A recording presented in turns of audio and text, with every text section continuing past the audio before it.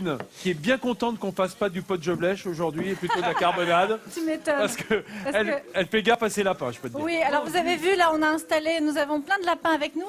Je suis avec Mélanie, une jeune habitante de Licques. Mélanie est surtout auxiliaire vétérinaire, absolument passionnée par les animaux. Et Mélanie, vous vouez une véritable passion aux lapins depuis 20 ans, c'est ça? Oui, oui, c'est ça, depuis 20 ans.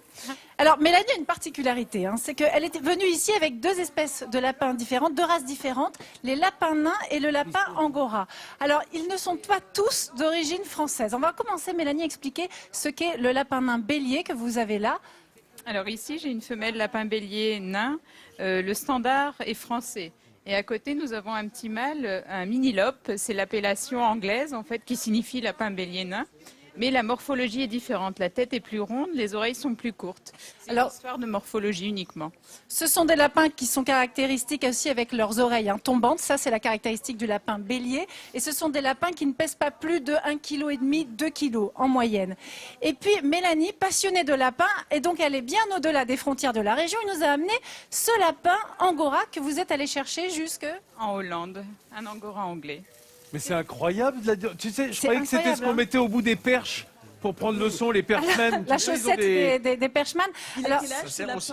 Hein, ça se fait aussi. On met un lapin angora au bout d'une perche.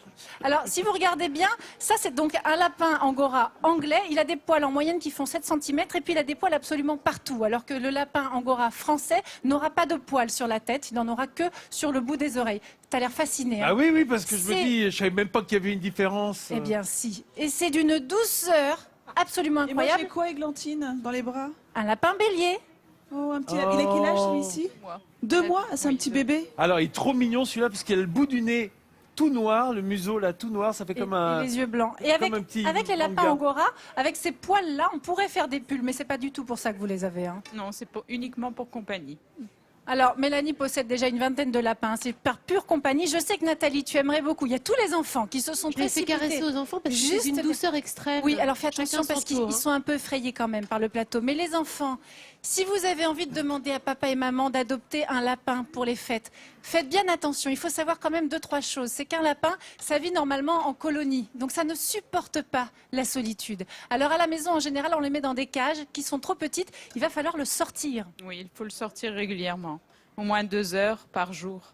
Et le faire jouer, le faire passer dans des tunnels. Et un lapin aussi, ça ronge. Tout à fait, faire attention aux câbles électriques, et aux Mélanie, plantes. Si je ne m'abuse, si on laisse un mâle et une femelle ensemble, ils sont pas longtemps seuls. Les voilà, lapins. C'est donc connu comme tel. À moins de le castrer, donc quand vous en prenez deux même sexe, de la même fratrie, c'est encore mieux. En tout cas, merci beaucoup Mélanie de nous avoir fait découvrir ces lapins angora qui sont absolument incroyables. Et merci pour les lapins béliers. Merci à vous. Merci Mélanie, merci mon lapin.